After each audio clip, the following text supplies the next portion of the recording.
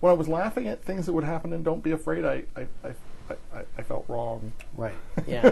and I suspect you did that on purpose, my friend. Yes, that's the whole thing that I was trying for in the novel, and I think that it rings true, like in the way that I think it's true to the way in which we experience grief, the way in which we experience loss and sadness. That we never have emotions that are unmixed. It always is involved with some other emotion. It's always a complicated thing that is going on for us. There's one moment in the novel in which Jim Morrison, who's the protagonist, this kid, 17-year-old kid, makes a joke about his brother dying, and the person to whom he's speaking bursts out in just absolutely uncontrollable laughter, mostly because he really he thinks the guy he's talking to thinks is expecting him to say something like to fall apart completely or say something awful. And I think that is something that I experienced a lot, like in my life, where you'll be in a very sad circumstance, you'll say something funny, and people will just absolutely react and almost overreact. Yes, yeah, overreact just to get rid of the energy that's pent up in them. But also, to me they're not separate. The tragic emotions and the comic emotions, to me they're intertwined, and at the root of all. At the root of tragedy is comedy, and vice versa.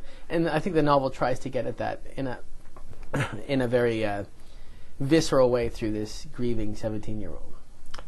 Let's talk about your narrator and his relationship with his slightly older brother, Mike. Yeah. So Jim Morrison grows up. Jim Morrison is my protagonist. I named him after the Doors lead singer. But there's many Jim Morrisons out there. So I had this idea that I wanted to write about somebody named Jim Morrison, somebody who had this name that was in some way already occupied, in some way already used up. And so he enters the world through that name, but also under within that shadow, as it were.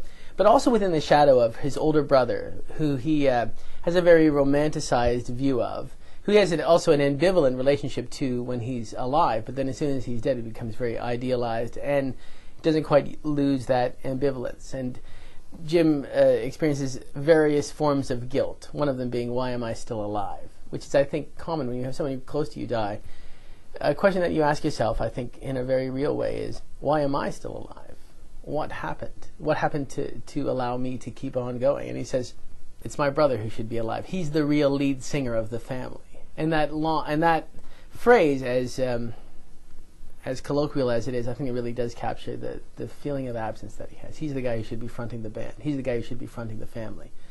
And it's that relationship that's very much at the core of it. When I was starting this novel, when I was just finishing the novel, I should say, I was living in Cleveland, where the book is set, and Paul Corrington, who was a great friend of mine, came out, and he stayed there for a week.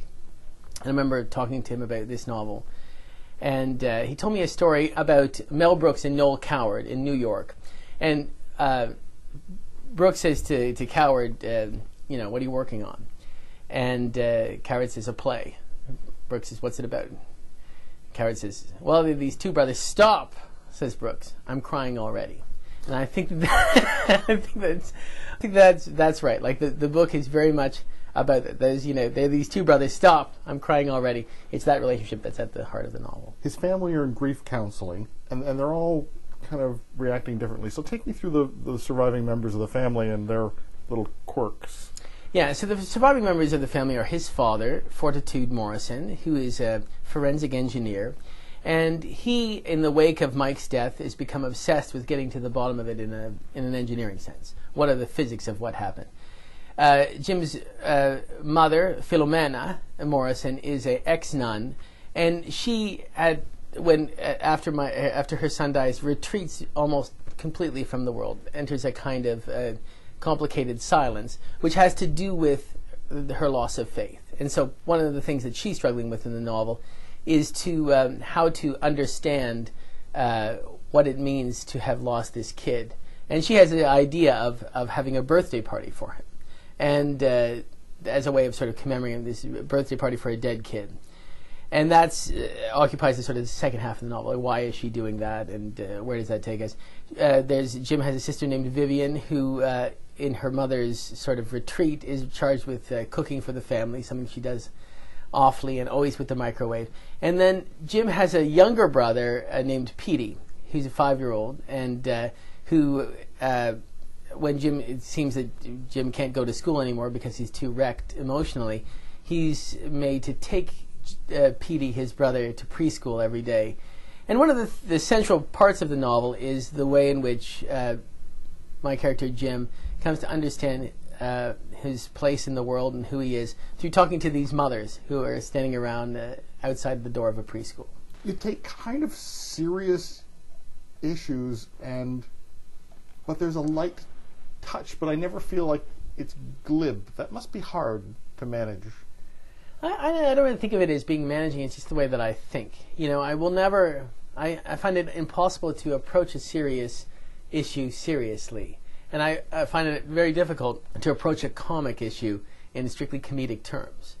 And it's that sort of mixed mode, to be Aristotelian for a moment. But it's that mixing of modes that is just part and parcel of who I am. I don't decide it. It's just, there's a way in which you can edit your books and you can refine them and you can clarify what you meant to say.